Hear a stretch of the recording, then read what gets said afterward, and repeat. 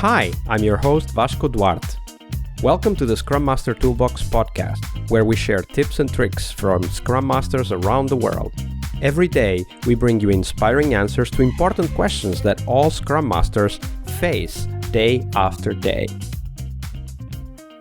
Hello everybody, welcome to our Tuesday Teams That Self-Destruct episode this week with Chris Foley. Hi Chris, welcome back. Hi Vasco, thank you. So Chris, on Tuesdays, we focus on the teams, but we always start by first asking, what was potentially the book that most influenced you as a Scrum Master? Yeah, very good question. So again, a little small bit of background of where I am currently. Like I'm also studying my coaching accreditation from the International Coaching Foundation, so ICF. So the book that I'm going to chat briefly about really originated from kind of them studies, but I think is very applicable to life in general, but more so, I think, the team environment. Excuse me. So the book, I think here it's called Mindset, and it's written by Dweck. So this book looks at two dominant mindsets in individuals, one being a growth mindset and the other being a fixed mindset.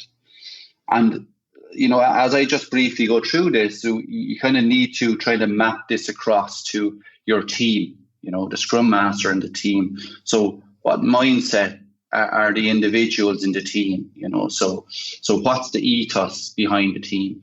So I think the big thing here is to look at what happens in a failure situation for somebody with a fixed mindset, right? So, you know, what's their view of failure? You know, so a person with a fixed mindset view of failure, like if they got a puncture going down the road, you know, their view would be like, oh, I'm the most unlucky person, you know, bad things always happen to me. If they got maybe 60% in some assessment they done, you know, they would kind of view it as, oh, you know, their inadequacies are coming to the fore, they're not as smart. So that's their view, and that's the stance they take. Where a person with a growth mindset comes from the side of, oh, they could try harder. They'll look for solutions. They come from the view, oh, every cloud has a silver lining. They're looking for that silver lining. You know, they have a passion for learning, and they will say, oh, I'm weak there, so I need to work hard to improve. So very different views of the world. One other thing to call out there is, you know, their idea of effort, where a person with a growth mindset looks at effort is the tool that they use to improve and get better, where the effort for the person with fixed mindset comes from the side as, well, why do I need effort? You know, am I not clever enough as I am? So if you try and map that across to what's happening in your team, what mindset do the individuals have? And what will be most beneficial for the team? So I think for the Scrum Master to try and understand that, because it has massive implications. You do retro with people with a growth mindset, you'll get great value. If you have a dominant fixed mindset, you could struggle. And also, of course, you might need to use completely different exercises and approaches based on people's mindset. Absolutely, yes. And I think for the Scrum Master, it's their first step is the awareness of what mindset is at play within their group. You know, that is the first point. And then, as you say, maybe tailor it to suit what the group, and more importantly, I would say even bring it to the group and say, do they understand the different mindset concepts? You know, awareness on their side. Yeah, creating awareness. Yeah. Exactly. It's a great reminder and definitely a great book. Thank you for the recommendation there, Chris. Now we turn our attention to the teams themselves. And of course, we work with many different teams, many different setups.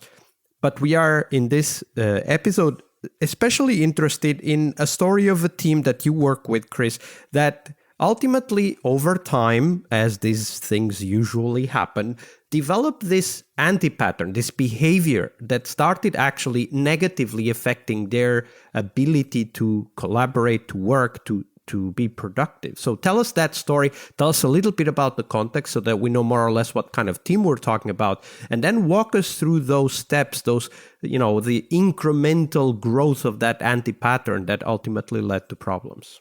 Sure. So this anti-pattern, I think, is probably very familiar with people, but I think it's, I call it the heroes, kind of. That's my own terminology on this. So I can give you the example initially. So again, well back early in my career, a team of 3 engineers, 1 lead on it, all developing. No Scrum Master, obviously, back in that time. And they were using, again, I'm using old technology here, but the middleware Corba technology was being used. And if you ever had the joy of using Corba, when you would need to compile, there was an interface definition language that then would need to be compiled for distributed kind of communication. And basically, that would create stubs, software stubs. So the lead engineer on this was the person working on it. They solved the problems. They fixed the bugs. They were the go-to person. Any problem with this, and this was a kind of a mediation function that was being developed. That person, I think, went on vacation, was away for a while. There's a bug in production, and it lands in on the team, the other 2 or 3 members that were there. Obviously, they started to try and troubleshoot. Came across this stubbed piece of software, couldn't understand why there wasn't more, even in the file. It came to that stage. And they just had no clue of how to solve it.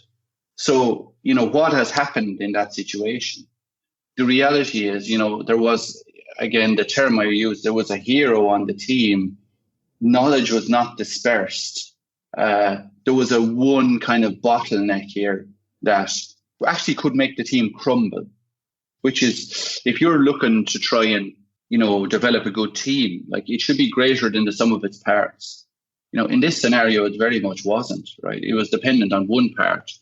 So, how the team should evolve, the Scrum Master, if you see that happening, if you see knowledge silos being created, it's a dangerous situation. It's a red flag.